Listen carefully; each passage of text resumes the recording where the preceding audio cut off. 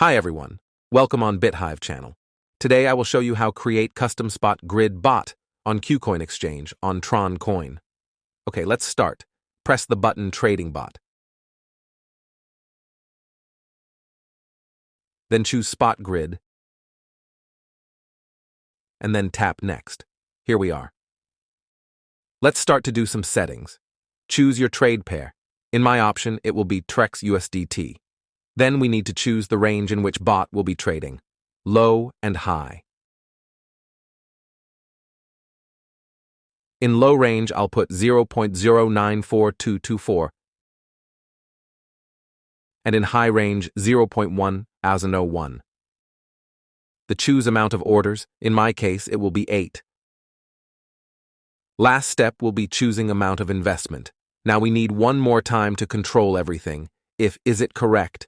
And if correct, press the button, Create. Congratulations, your custom spot grid, bot, is created now. Here is a control panel of bot. Now you can go to details and check current grid orders. Also, in order history, you can see all history. In parameters, you can configure your bot. I've turned on grid profit reinvest to increase volume of trading. Like this video and subscribe on my channel.